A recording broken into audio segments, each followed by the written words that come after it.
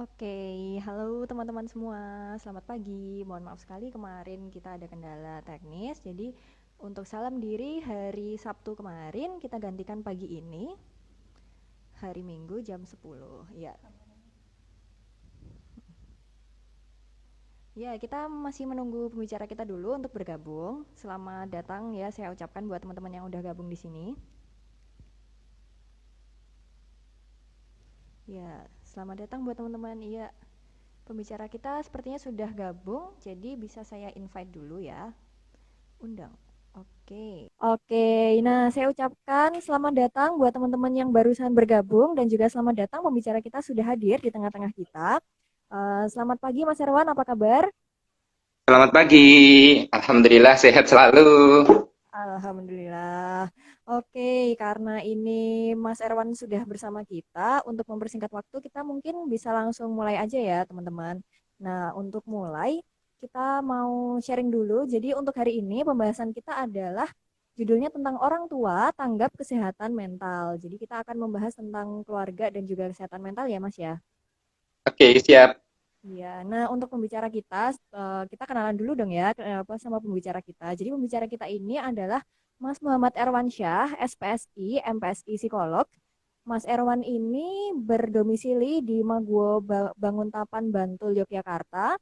Dan untuk riwayat studinya, Mas Erwan telah menyelesaikan studi S1 di Universitas Ahmad Dahlan dan juga menyelesaikan program magisternya di Universitas Islam Indonesia.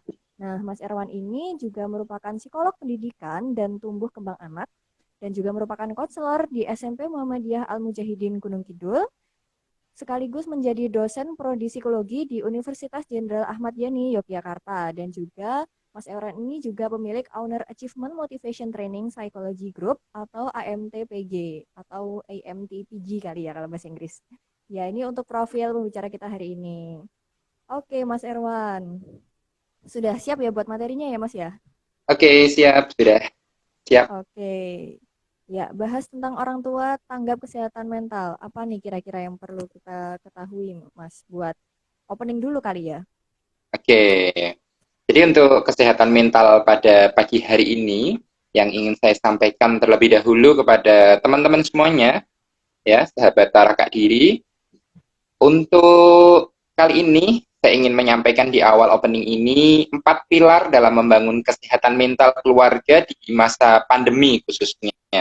Jadi, waktu dan kesehatan itu adalah dua aset yang paling berharga yang tidak bisa kita kenali dan harus dihargai sampai keduanya hilang. Jadi, dua aset yang terpenting dalam kesehatan mental untuk membangun kesehatan mental keluarga itu hanya ada dua, yaitu antara waktu dan kesehatan. Sehingga tidak boleh nih, dua aset ini tidak bisa kita buang, kita lempar begitu saja, tapi harus kita hargai sampai dua aset itu hilang, yaitu maut memisahkan kita. Itu yang paling penting dalam membangun kesehatan mental pada pagi hari ini. Oke, luar biasa sekali. Oke, berangkatnya dari waktu dan kesehatan ya, Mas. Oke, ya. Terus untuk itu kan kita udah tahu nih, Mas, dari waktu dan kesehatan. Terus apa yang perlu kita ketahui lagi nih, Mas, buat kita bisa mencapai yang namanya kesehatan mental di keluarga nih, Mas? Oke, jadi kita harus ketahui dulu nih di keluarga. Saya ingin membahasnya tentang anak dulu. Saya mengawali kesehatan mental ini dari anak. Sebenarnya kesehatan mental itu didasari pada kebutuhan dasar dulu pada anak. Nah, kebutuhan dasar anak itu kurang lebih ada 4 yang mendasar, yaitu yang pertama adalah kasih sayang. Baik itu kasih dari orang tua, baik itu ayah, baik itu ibu. Nah, itu keduanya saling berkesinambungan. Sehingga kebutuhan dasar yang harus dimiliki oleh seorang anak dalam keluarga itu adalah kasih sayang. Sehingga kasih sayang itu adalah yang paling dasar dalam membangun kesehatan mental dalam keluarga. Yang kedua, itu ada perlindungan, ya. Baik itu orang tua, kakek, nenek, adik, kakak, tante, pakde, bude. Nah, itu adalah sebuah perlindungan bagi anak. Jadi anak ketika salah, ya pasti harus ada perlindungan dari pihak keluarga dulu.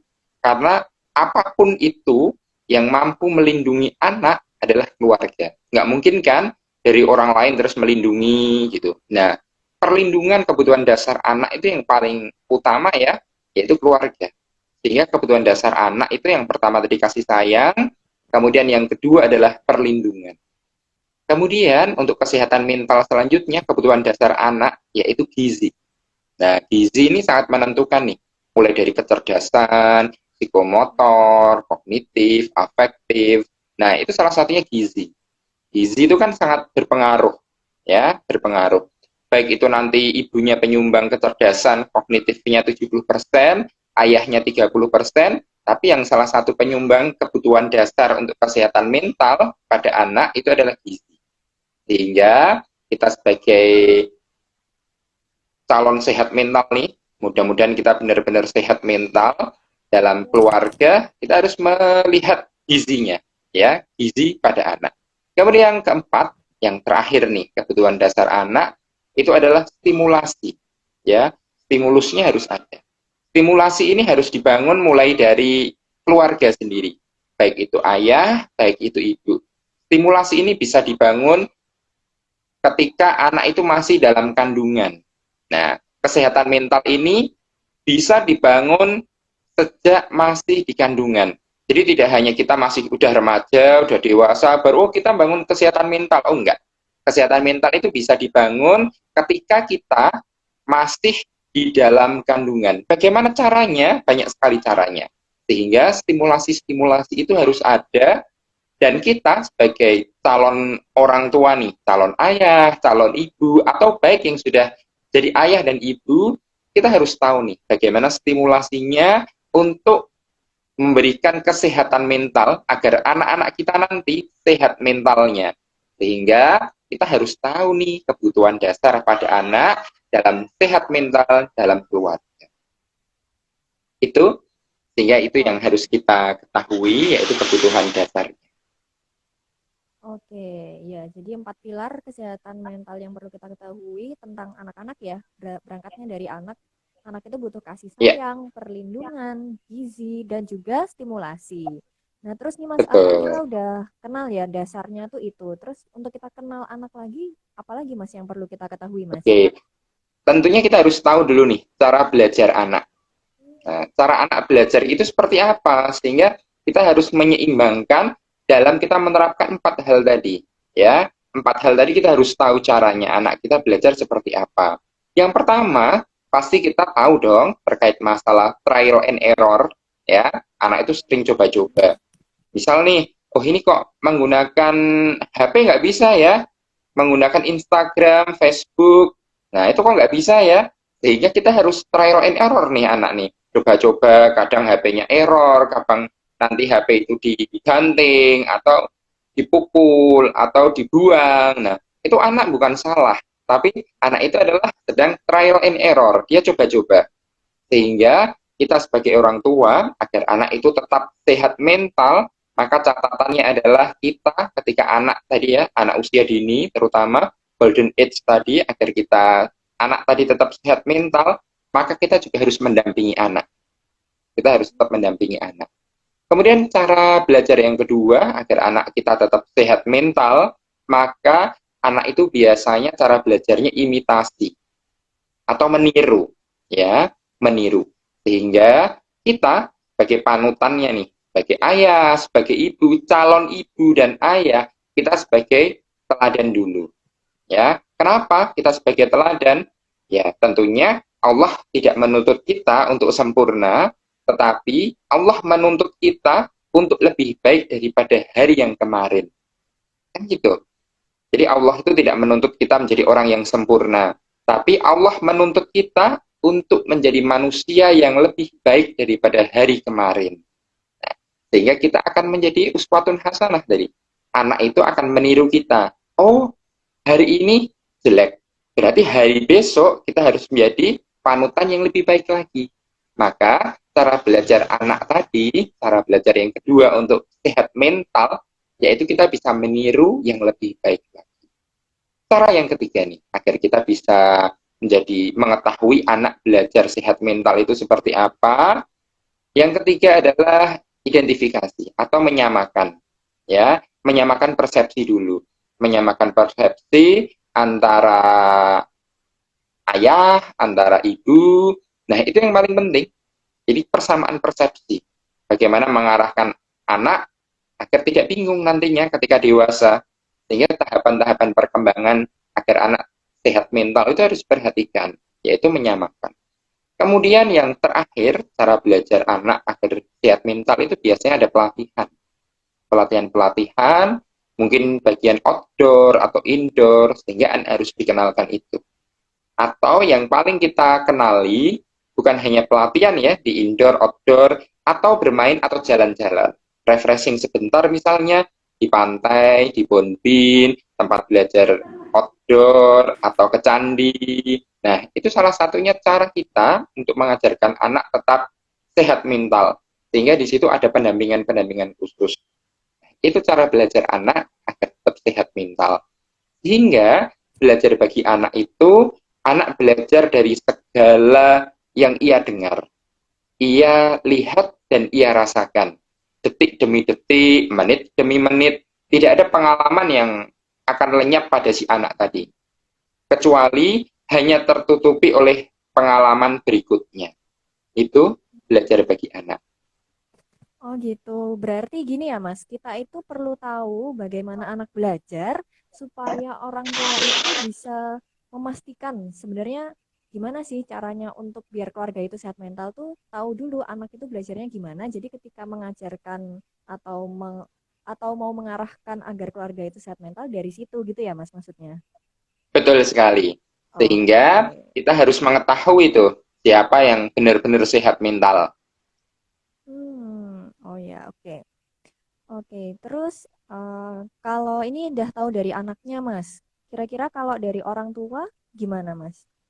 Oke, dari orang tua ya. Kalau orang Ya. tua, bagaimana kita bisa mengetahui sehat mentalnya, sehat mental tadi, kita harus tahu nih, ayah dan ibu yang paling bahagia dan paling beruntung itu siapa sih sebenarnya?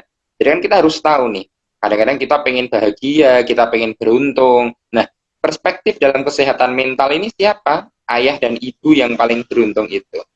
Jadi, ayah dan ibu yang paling beruntung itu ketika ayah dan ibu yang memiliki waktu bersama dengan anak-anaknya, terlibat dalam momen pentingnya, baik itu dalam pertumbuhan, perkembangan anaknya, sehingga itu yang menjadi orang paling beruntung, ayah dan ibu paling beruntung dan bahagia, ya kita harus tahu terlibat dalam momen penting pertumbuhan dan perkembangan anak. Nah, ini lelahmu hari ini dalam mendidik anak-anakmu jauh lebih baik daripada penyesalanmu di masa tuamu. Berjuanglah selagi bisa, didiklah anakmu menjadi kebanggaanmu di suatu saat nanti. Nah, itu yang paling terpenting. Kita juga harus Ya. tahu nih, Mbak. Kita harus tahu. Ingat ya, terutama kita masih ingat menjadi anak-anak dulu, mulai dari PAUD, mulai dari SD, SMP, SMA, bahkan setelah lulus kuliah, masih kuliah, kita pasti akan ingat. Tidak mungkin dong kita akan melupakan hal-hal itu. Ya, benar sekali. Oke. Sehingga kita juga pasti ingat nih, selain tadi ya, kesehatan mental seorang ayah dan ibu, kita juga pasti akan tahu nih, pola asuh orang tua kita dulu. Nah, mulai pola asuhnya itu juga termasuk kesehatan mental yang harus kita lihat. Bukan hanya, oh ternyata sehat mental di masa dewasa. Enggak, ternyata kesehatan mental itu akan berdampak dulunya. Dulunya bagaimana bisa berdampak terkait masalah pola asuh. Pola asuh yang diberikan oleh orang tua kepada kita, itu akan berdampak pada kesehatan mental kita sekarang. Ketika kita sudah dewasa, itu akan memanen kesehatan mental yang dialami kita dulu sejak kecil terkait masalah pola asuh orang tua. Itu Mbak. Oke gitu. Oke baik Mas. Kita menyapa dulu teman-teman di sini ada banyak banget yang hadir kebanyakan dari Prodi Psikologi dari Unjani Yogyakarta ya. Selamat datang buat teman-teman yang hadir yang sudah bergabung. Terima kasih. Oh ya ini apa namanya teman-teman kalau mau tanya bisa langsung tanya aja nggak apa-apa ya Mas. Nanti di kolom komentar Oke, saya siap. bacain gitu. Oke. Nah Ini kalau video saya masih loading atau gimana Mbak? uh, videonya udah masuk Mas, dari tadi udah masuk, tapi apa nggak bisa gerak Mas, jadi kayak nge-freeze gitu. Oh gitu. Tapi udah ada videonya Mas, udah ada gambarnya. Sinyal kali ya. Iya, kemungkinan besar sinyal sih Mas ini. Iya, tapi nggak apa-apa Mas. Masih mending hari ini ya daripada semalam ya. Iya, sangat sulit tadi malam. Oh ya, Iya, mau melanjutkan dan mati sebentar lampu Mas. ya semalam. Iya benar, mati lampu. Oke, mau melanjutkan sebentar Mas, kan kita udah tahu ya kalau ternyata sebenarnya sehat mental itu enggak dari waktu kita udah besar terus kita mau, oh kita mau sehat mental, enggak, tapi dari kecil, makanya kita perlu tahu pola asuhnya. Nah, dalam keluarga sendiri gimana Mas, apa namanya, biar dari awal itu bisa membentuk keluarga yang sehat gitu, yang mentalnya sehat. Oke, ternyata ada 4 Mbak. Yang bagaimana Wah, kita bisa membentuk keluarga ini biar bisa tetap sehat mental mulai dari awal sampai akhir nanti. Yang pertama, kita harus mengetahui dulu nih. Ternyata keluarga itu dalam kesehatan mental itu menjadi pemimpin dalam keluarga. Baik ayah maupun ibu itu sebagai pemimpin dalam keluarga. Yang kedua, di keluarga itu pasti adanya pemberian kasih sayang. Nah, kemudian yang ketiga ada sebagai motivator. Ketika kita menjadi seorang motivator, nah itulah keluarga kita. Yang terakhir adalah pemberi waktu yang berkualitas. Kenapa kok saya katakan tadi sebagai keluarga adalah pemimpin yang berarti ayah ya, menjadi seorang pemimpin, yaitu ayah itu sebagai pemimpin dalam keluarga. Kemudian kalau ibu, ibu itu sebagai pondasinya, ya, sebagai pondasi dalam mendidik keluarga. Nah, ini yang saling berkesinambungan nih dalam membentuk kesehatan mental pada keluarga. Ayah dan ibu ini perannya sama-sama besar. Kalau ayah tadi sebagai pemimpinnya, tapi kalau ibu ini sebagai pondasinya. Kenapa? Agar anak menghargai setiap usaha yang dilakukan oleh ayahnya. Ketika nanti sehat mental itu terbangun pada keluarga, maka yang dihasilkan adalah saling menghargai, saling menghormati antara ayah dan ibu serta anaknya. Nah, itu salah satunya. Bagaimana caranya membentuk kesehatan mental dalam keluarga, kita harus meyakini dulu. Ternyata keluarga itu adalah sebagai pemimpin. Kalau ayah tadi sebagai pemimpinnya, kalau ibu itu adalah sebagai pondasinya. Yang kedua, yaitu pemberi kasih sayang. Ya, jadi pemberi kasih sayang. Ternyata di dalam keluarga itu penting dalam menumbuhkan kesehatan mental tadi, ternyata pemberi kasih sayang. Seperti bisa kita lakukan agar sehat mental dalam keluarga, ayah atau ibu itu memberikan cium kening pada anak.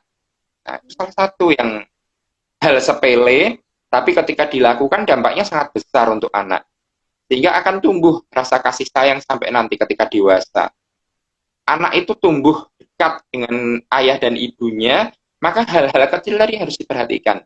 Memberi cium kening pada anak, ketika anak sakit atau merasa kesulitan dalam keluarga, ya, dalam mengerjakan tugas, maka dibantu. Ditanya, adakah yang merasa kesulitan? Ayah bantu, ibu bantu. Nah, itu salah satu pertanyaan sepele, tapi ternyata dampaknya besar, ya, dampaknya besar untuk si anak. Nah, kemudian si ayah dan ibu ini juga dapat memberikan perhatian dan membantu anak. Nah, yang terakhir, ketika pemberian kasih sayang itu seperti menggendong anak, ya, menggendong anak. Ternyata dampaknya besar loh dalam kesehatan mental ini menggendong anak, terutama anak yang masih usia dini ya. Kalau udah SD, SMP kan nggak mungkin digendong ayahnya kecuali sakit. Nah, kan udah besar tuh, udah berat. Sehingga salah satu menggendong anak. Nah, nanti akan saya jelaskan di pada kesempatan kali ini dampak-dampak menggendong anak. Dampak-dampak menggendong anak terkait masalah kesehatan mental bagi seorang ayah. Nah, itu harus kita ketahui nih, para calon ayah, baik itu ayah, biar ibu atau calon ibu ini tahu, ternyata oh dampaknya banyak nih, ternyata ketika menggendong anak seorang ayah itu ternyata banyak.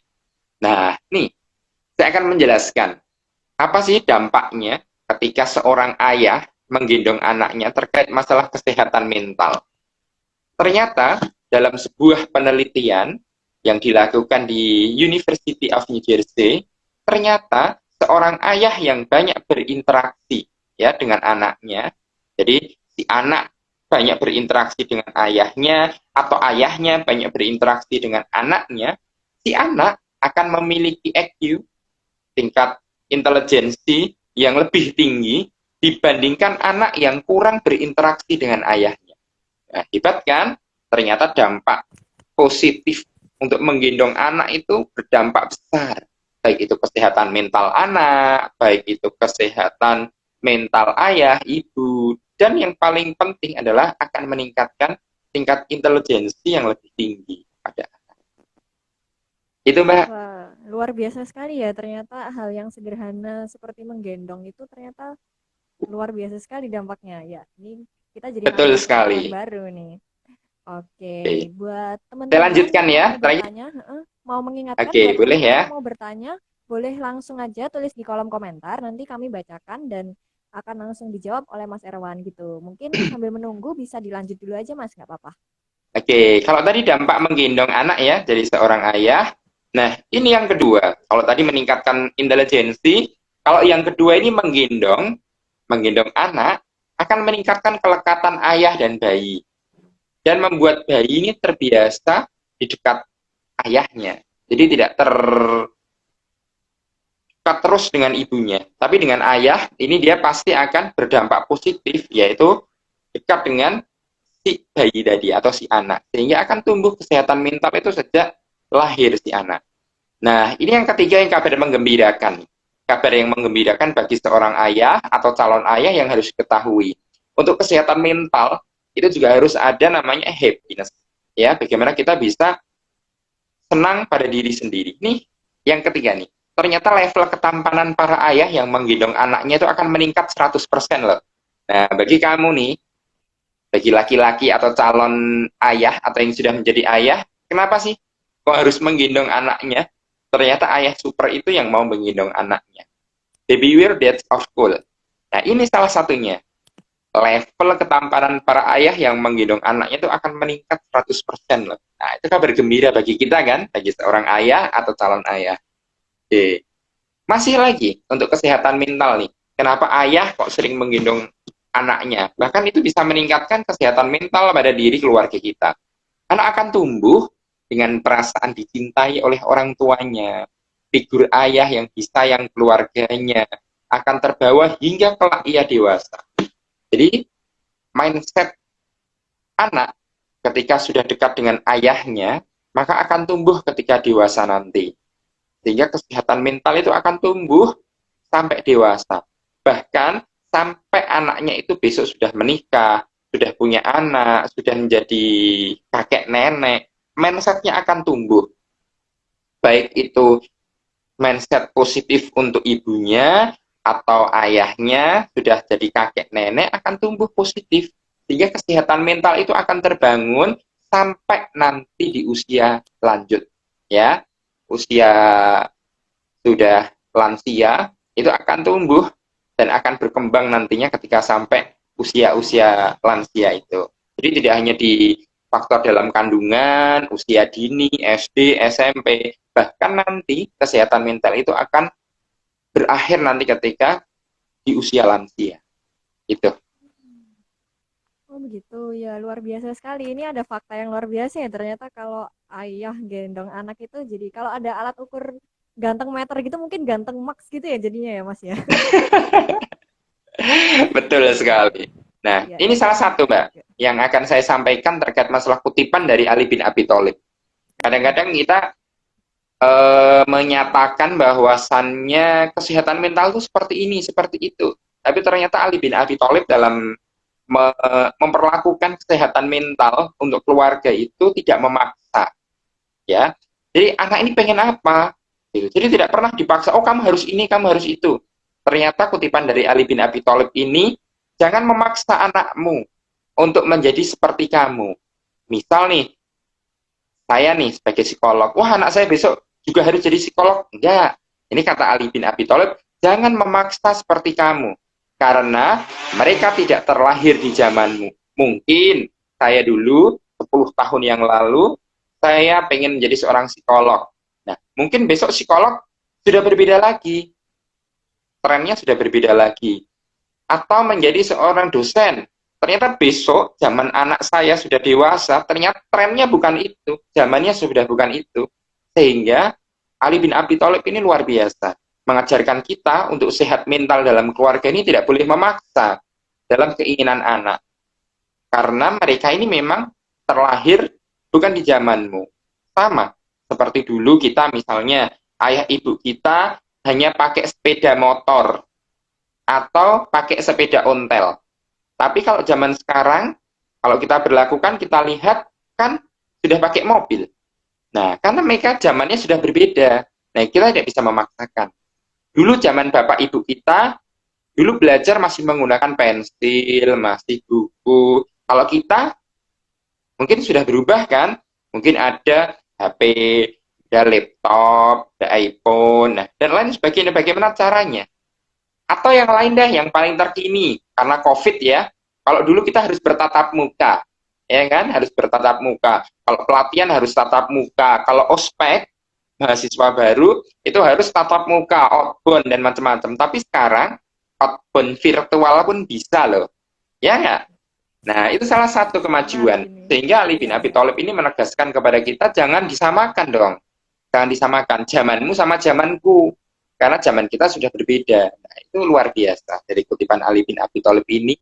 Sehingga kita akan menjadi manusia yang benar-benar sehat mental kalau sudah melakukan hal itu tanpa paksaan.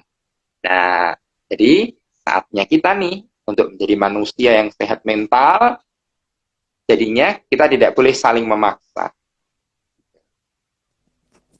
Oke, luar biasa sekali ya, Masya Allah. Memang sebenarnya kalau kita mengetahui, ternyata memang sebenarnya dari zaman dulu, zaman Rasulullah itu sudah ada sebenarnya kalau kita itu gimana sih caranya menjaga kesehatan mental, salah satunya dari Ali bin Abi Thalib ini gitu ya, Mas. Betul sekali. Iya. Oke, sebelum lanjut, Mas, ini mau membacakan pertanyaan. Kemarin itu ada pertanyaan yang masuk ke kami. Saya bacain dulu ya, Mas. Dari Oke, Natalis, siap. Papua Barat. Natalis ini mau tanya, bagaimana cara kita mengetahui kesehatan mental keluarga kita dan kita sendiri? Gitu, Mas. Oke, caranya ya, bagaimana kita Iya. bisa mengetahui nih, kita keluarga kita ini sudah sehat mental belum? Ya, yang pertama adalah caranya, sudah belum kita mendapatkan kasih sayang. Nah, Hmm. kasih sayang itu sudah kita dapatkan belum? Kalau dalam keluarga. Nah, itu yang paling penting adalah kasih sayang. Kita sudah dapat belum kasih sayang itu dari ayah atau ibu kita? Yang kedua, kita mendapatkan motivasi nggak dari orang tua kita? Kalau pertama tadi kasih sayang, yang kedua ini adalah motivasi, ya. Jadi motivasi itu paling penting nih. Nah, ini paling penting adalah motivasi. Yang ketiga, ciri-cirinya kita mendapatkan kesehatan mental. Oh, keluarga kita sehat mental enggak? Kita pernah enggak diberi waktu yang berkualitas, me time, ya, bersama keluarga. Nah, ini nih salah satunya sehat mental kita terukur dari tiga tadi. Kita dapat kasih sayang, kita sudah dapatkan motivasi belum dari keluarga kita, dan yang terakhir, kita sudah mendapatkan waktu yang berkualitas belum dari keluarga kita. Me time. Me time itu tidak harus keluar rumah loh ya.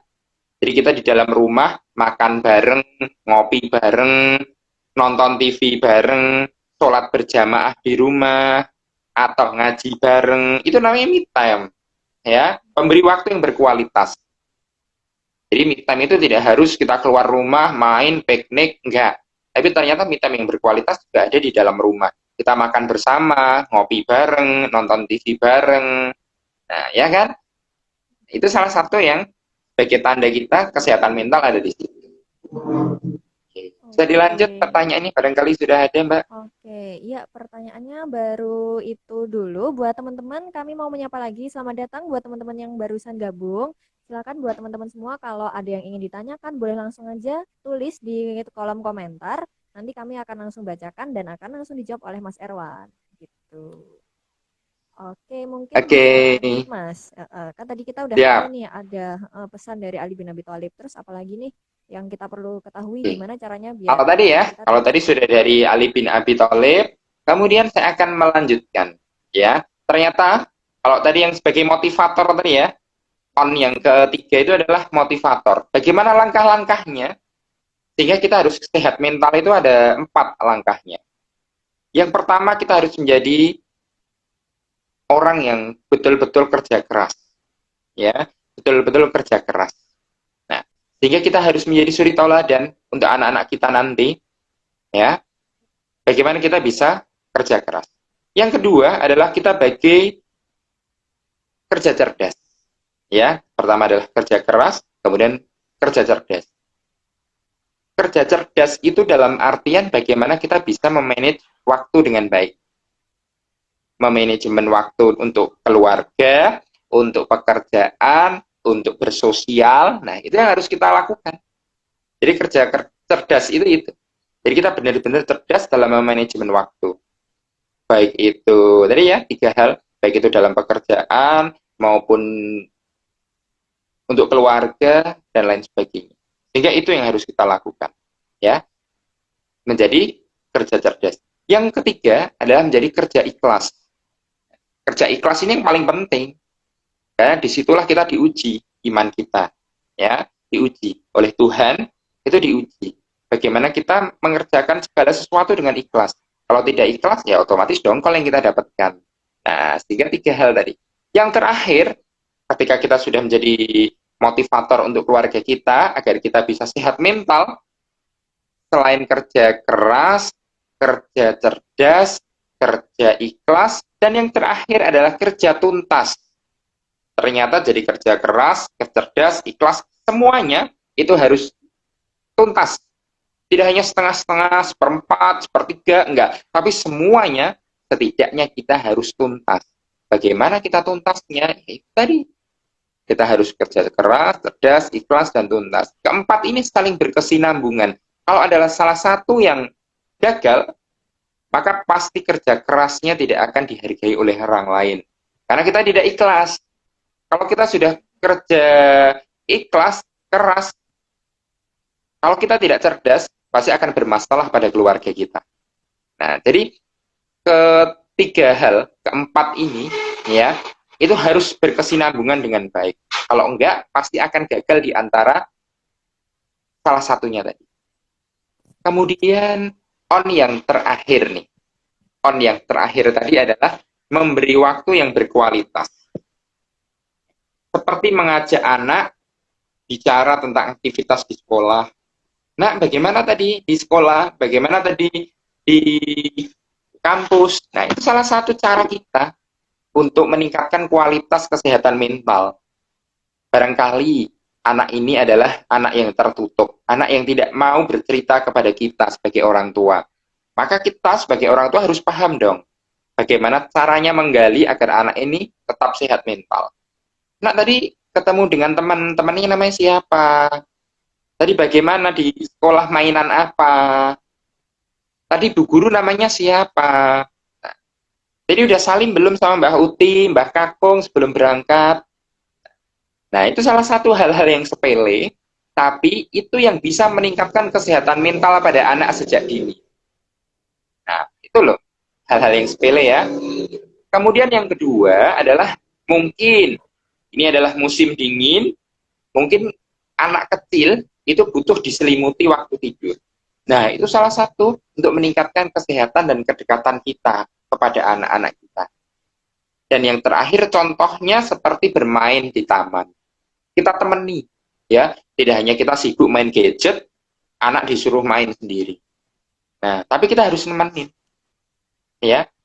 Harus menemin. Itu salah satu pemberian waktu yang berkualitas dalam meningkatkan kesehatan mental pada anak. Nah, atau kita menghindarkan gadget-gadget atau televisi yang itu akan mengganggu kesehatan mental pada anak. Itu Mbak, terkait masalah 4 on yang bisa meningkatkan terkait kesehatan mental. Oke, itu ya teman-teman 4 on yang untuk meningkatkan kesehatan mental. Ini ada pertanyaan masuk, Mas. Saya Oke, bacakan pertanyaannya ya.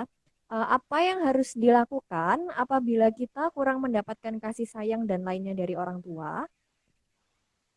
Oke, apa yang harus kita lakukan ya? Bagaimana kita reaksi kita apa? Apa yang harus dilakukan apabila kita kurang mendapatkan kasih sayang dan lainnya, ya? Nah, ini yang harus kita lakukan, yaitu adalah how to action. Bagaimana action kita? Ternyata kepanikan kita itu kan harus panik nih kita. Kalau dulu kasih sayang nggak didapatkan, kemudian motivasi dari keluarga nggak didapatkan, nah kita sudah dijawab oleh Ibnu Sina. Ini bapak kesehatan kita ya, yaitu kepanikan adalah separuh penyakit. Sedangkan ketenangan dalam hati kita adalah separuh obat. Dan kesabaran adalah langkah awal dari kesembuhan. Maka bagaimana caranya? Ya tadi itu. Kita harus tenang, kita harus sabar. Mungkin kasih sayang itu bisa didapatkan dari orang lain. Ya, bisa dari adik, bisa dari kakak, bisa dari dosen, bisa dari guru, bisa dari teman. Sehingga kasih sayang itu tidak harus didapatkan semuanya pada orang tua. Ya, kasih sayang orang tua itu pasti ada. Mungkin karena kita belum pernah jadi orang tua. Ya enggak? Mungkin orang tua sudah pernah menjadi anak, tapi anak belum tentu sudah pernah jadi orang tua. Sehingga apa yang harus kita lakukan? Ya tadi, yang pertama adalah tenang, yang kedua adalah sabar. Karena kepanikan itu adalah separuh dari penyakit hati kita. Nah, itu Mbak yang tadi pertanyaan tadi. Oke, ini sepertinya tadi jawabannya agak nyambung sama pertanyaan dari ini. Namanya underscore 13 Rizky. Jika kita tahu kita terlahir dalam keluarga yang tidak sehat mental, lalu bagaimana kita menyikapinya? Apa ini tadi Oke, berhubungan sama yang oke, mungkin penyakit setuju, dari betul. luar? Sehingga kita harus benar-benar paham, jadi kita tidak perlu panik ya dengan kasih sayang, kemudian menyikapi kesehatan mental. Sehingga kesehatan mental itu menurut Ibnu Sina itu harus diobati dengan dua cara tadi. Kita tenang dulu, kita tenang dulu, sehingga ketenangan itu adalah sebuah separuh dari obat. Kemudian kesabaran itu langkah awal dalam kesembuhan. Sehingga kita tidak perlu gelisah ketika diberikan ujian oleh Allah, maka sikap kita adalah tenang dulu. Yang kedua sabar. Maka kita akan mendapatkan obat dan kesabaran itu. Ada lagi Mbak? Oke, ini ada pertanyaan yang cukup nyambung juga sama pembahasan saat ini. Kan kita udah tahu nih, misalnya kita sudah sadar kalau keadaan keluarga kita itu mungkin kurang sehat mentalnya. Nah, apa kita sebagai anak ini yang perlu kita lakukan untuk mengubah kondisi tersebut? Apakah yang tadi harus tenang dan lain sebagainya? Gimana, Mas? Oke, sehingga bagaimana caranya? Memang kita, kalau tadi kan memang nggak tahu ya bagaimana caranya. Ya, bagaimana caranya. Tapi kalau ini kita sudah tahu ternyata keluarga kita tidak sehat mental, ya kan? Sehingga yang harus kita ketahui adalah kolaborasi. Ya, bagaimana kita harus berkolaborasi dengan ketiga hal. Yang pertama adalah keluarga kita. Kita harus tahu karakter kepribadian keluarga kita. Oh, si ayah seperti ini. Oh, si ibu seperti ini. Si adik, si kakak seperti ini. Sehingga kita harus tahu dulu nih kepribadian keluarga kita. Yang kedua, yaitu sekolah atau tempat kuliah kita. Nah, di situ yang paling penting atau tempat pekerjaan kita.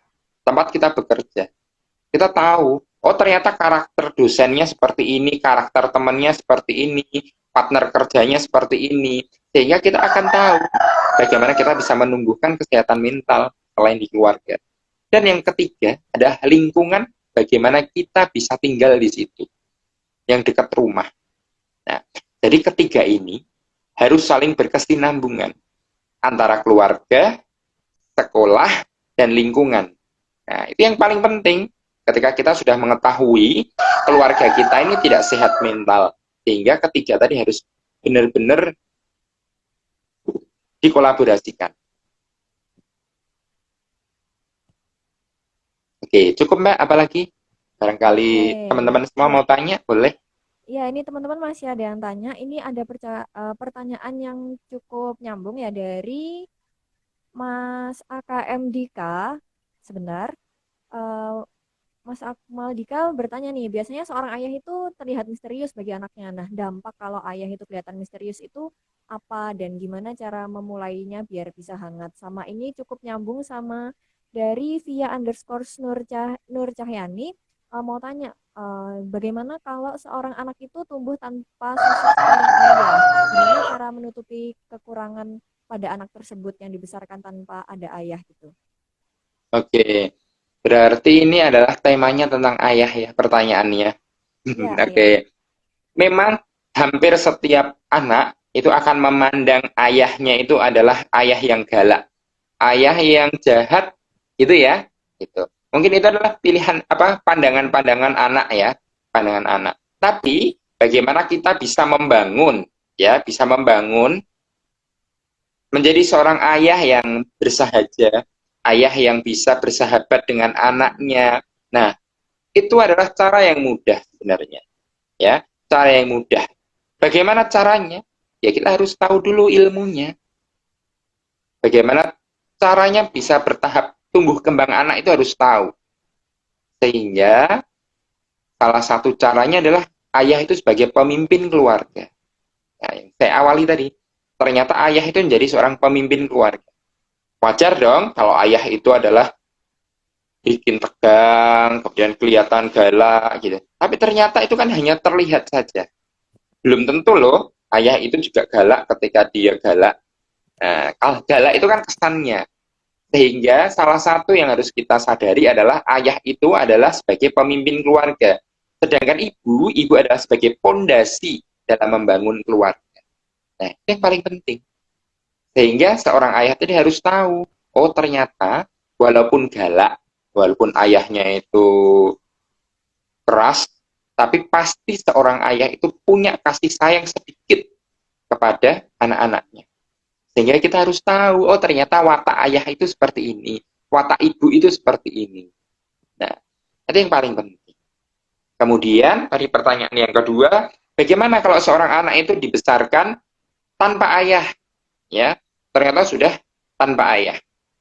Kira-kira saya akan memberi contoh siapa? Contohnya adalah Nabi, Rasulullah. ya. Ya, Nabi Muhammad ya, Nabi Muhammad. Apakah Nabi itu tidak ada sosok ayah? Iya, betul. Nabi itu kan memang sejak di dalam kandungan, ya. Sejak dalam kandungan, Rasulullah itu kan tidak mendapatkan kasih sayang seorang ayah. Tapi ternyata Allah memberikan kasih sayang itu berupa ibu yang baik hati, si Aminah. Itu sosok ibu. Tapi di sosok ayah lainnya ternyata ada kakeknya. Nah, bagi anak-anak yang tidak memiliki sosok ayah, itu pasti ada sosok-sosok ayah yang hebat. Baik itu Pak D-nya, baik itu omnya, baik itu kakak laki-lakinya, atau baik itu gurunya. Pasti dia ada sosok seorang laki-laki baik yang Allah berikan kepada kita. Nah, dampaknya apa kalau tidak ada sosok? Pasti dia akan mandiri.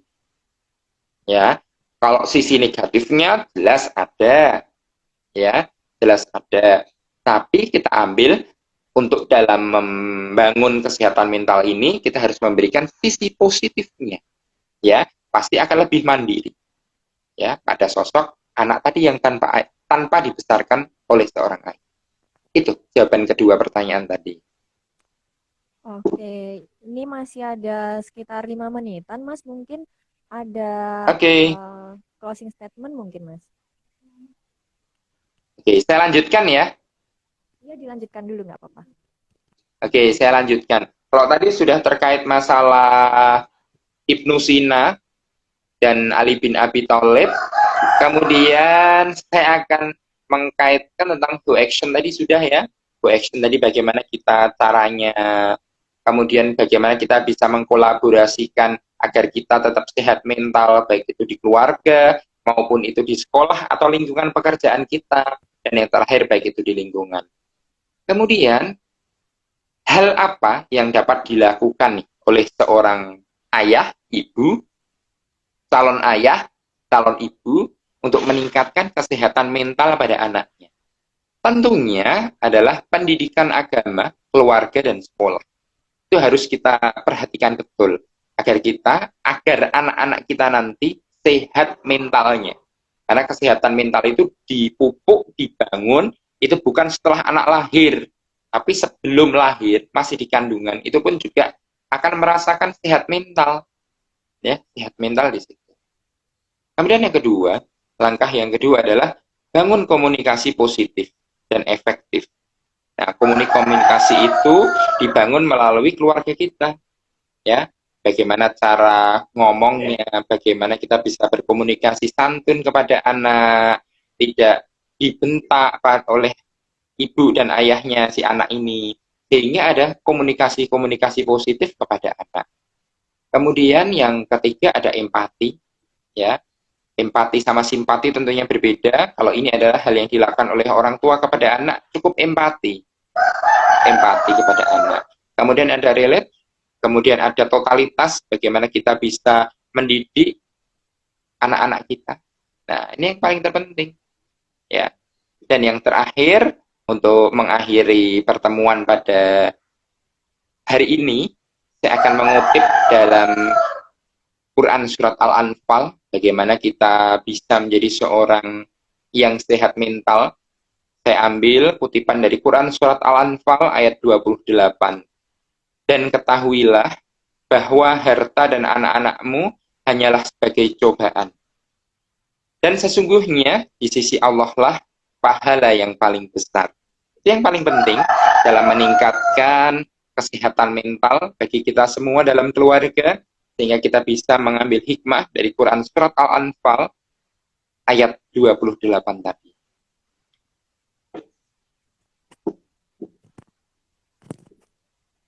Oke. Okay. Oke. Oke, itu tadi mungkin mungkin Mas Erwan ada tambahan atau simpulan dari apa sih dari awal sekali yang perlu kita ketahui sampai di akhir, mungkin kesimpulan sekaligus mereview ulang apa yang harus kita ketahui biar Okay. keluarga kita itu sehat mental. Oke, ini ya untuk kesimpulannya. Jadi menyampaikan terkait masalah 4 pilar dalam membangun kesehatan mental keluarga di masa pandemi. Ternyata dalam membangun kesehatan mental pada keluarga, ya, itu adalah aset yang paling penting. Aset yang paling penting dalam membangun keluarga itu ada dua. Yang pertama adalah waktu dan kesehatan adalah dua aset yang berharga, yang harus dihargai sampai keduanya hilang. Dalam artian hilang yaitu maut yang memisahkan. Sehingga dua aset ini benar-benar harus kita jaga, jangan sampai hilang. Kemudian yang kedua adalah kesehatan mental itu dibangun sejak dalam kandungan, ya. Ketika anak itu masih di perut seorang ibu, maka disitulah kita bisa membangun kesehatan mental, ya. Bagaimana kesehatan mental itu dibangun, ya, sesuai dengan keinginan kita sebagai orang tua. Oh, ternyata anak kita pengen menjadi seorang hafiz Quran, maka dibacakan surat apa? Atau pengen menjadi seorang yang penyayang, pengasih, berarti kita bacakan Quran surat Ar-Rahman. Atau anak ini pengen cerdas, atau dia pengen menjadi seorang ilmuwan, maka kita baca surat Al-Alaq. Iqra' bismi rabbikal ladzi khalaq. Nah, itu sudah diajarkan oleh Rasulullah. Bagaimana kita bisa menjadi anak yang sehat mental? Maka kita surat Al-Insyirah. Alam nasrah laka sadrak. Sehingga dalam setiap detak-detik perjalanan kita dimudahkan oleh Allah. Nah, disitulah bagaimana kita bisa membangun kesehatan mental. Benar-benar sehat, bukan hanya pada fisik kita saja, tapi benar-benar sehat mental, mulai dari kandungan sampai usia lanjut nanti. Itu Mbak yang bisa saya sampaikan. Oke, terima kasih Mas Erwan atas penjelasan pemaparan materi yang sangat luar biasa. Ini masih ada sedikit waktu buat teman-teman. Kalau misal mau ada yang ditanyakan, boleh banget langsung aja ditulis di kolom komentar. Gitu. Oke, oke. Ya, sembari menunggu ya Mas, mungkin tadi ada hal yang cukup penting sederhana, tapi mungkin perlu diperjelas lebih dalam. sebenarnya komunikasi yang efektif di dalam keluarga itu kayak gimana sih, Mas? Oke, jadi komunikasi positif ya. Komunikasi positif dalam meningkatkan kesehatan mental dalam keluarga itu adalah salah satunya adalah bagaimana kita bisa berkomunikasi santun dengan si anak. Biasanya bentakan, gertakan, cacian itu akan terlontar oleh seorang ayah dan ibu kepada anaknya kalau keduanya jengkel. Sehingga komunikasi positif itu yang harus kita bangun. Ya, kenapa? Karena Rasulullah itu juga mengajarkan. Salah satunya sahabat Rasulullah. Sahabat Rasulullah itu ibunya marah kepada anaknya. Tetapi apa? Komunikasi positif yang ia lontarkan pada anaknya. Kamu besok jadi imam Masjidil Haram. Apa? Maka komunikasi positif itu loh yang bisa membangun, yang bisa menjadi sebuah doa untuk anak-anaknya. Maka yang saya garis bawahi tadi adalah komunikasi positif untuk anak itu ya jangan membentak, jangan menggertak, jangan mencaci. Sehingga komunikasi positif yang dimaksud adalah sebuah doa. Nah, sehingga doa-doa terindah tadi yang akan membentuk kasih sayang kita kepada anak.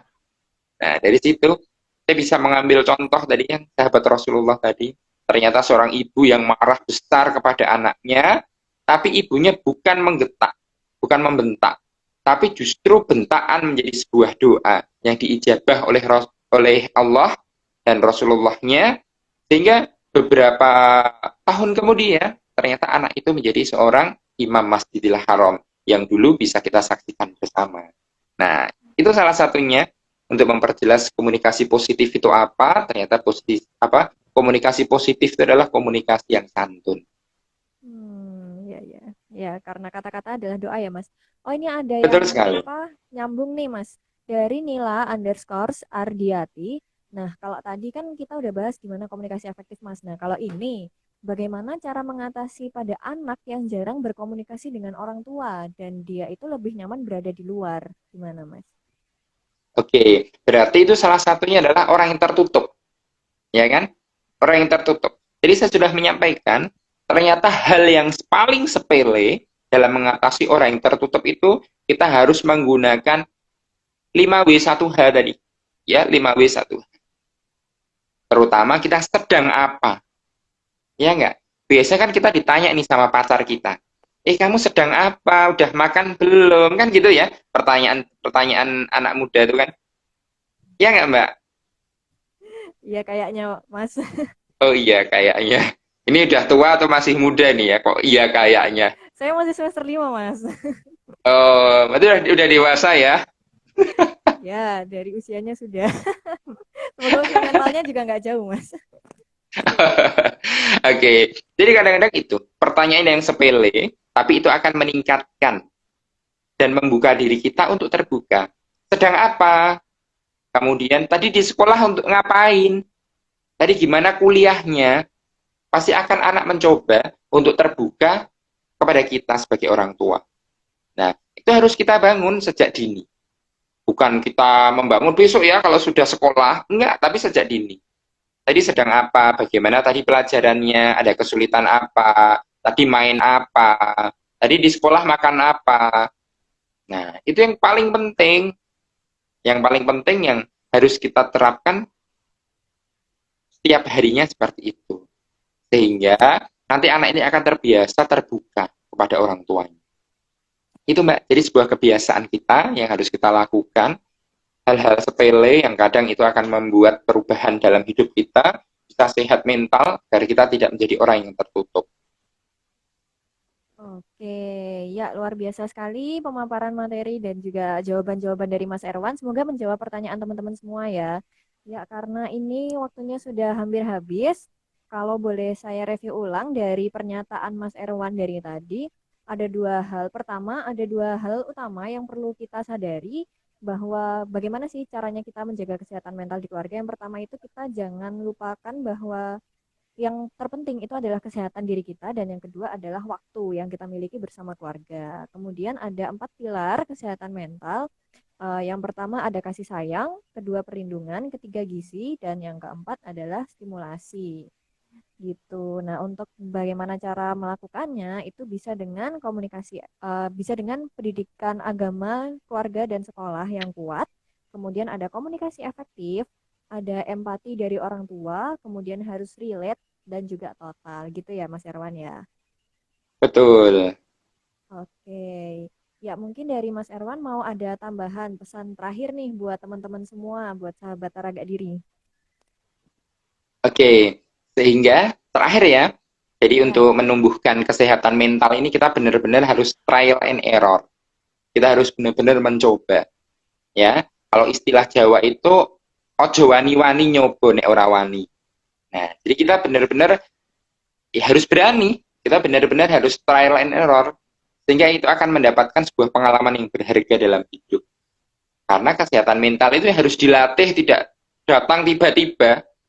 Jadi trial and error itu adalah cara yang paling ampuh dalam menumbuhkan kesehatan mental kita. Sekali lagi, karena pengalaman itu akan tumbuh dengan trial and error. Pengalaman itu tidak bisa didapatkan begitu saja. Jadi tidak mendadak, tapi butuh uji coba, trial and error tadi. Sehingga kita harus benar-benar mencari pengalaman banyak untuk mendapatkan kesehatan mental sejak sekarang. Itu dari saya yang terakhir. Terima kasih. oke. Terima kasih juga buat teman-teman. Ini ada satu jokes lucu nih dari AKM Dika, lebih terbuka dengan mertua boleh juga ya, Mas? Oke, kalau terbuka dengan orang tua apa mertua Mertua. atau calon mertua nih? Wah, ini kurang tahu ya ini kalau Mas AKM Dika sama Nah, itu mertua atau nih. calon? Nah, kalau sama calon mertua, kalau apa saran saya jangan terlalu terbuka, bahkan tidak usah terbuka. Ya, kalau calon lo ya, kalau calon mertua jangan terbuka. Ya, justru itu akan jadi surprise. Ya, menjadi Oh surprise gitu. calon mertua kita. Ya, tapi kalau sama mertua, ya sama, jadi kita tidak perlu terbuka. Karena mertua itu sudah pada ring 2 dalam keluarga kesehatan mental itu. Ring pertama itu ya keluarga kita, ya ayah, ibu, istri, suami, anak itu ring 1 ya dalam kesehatan mental.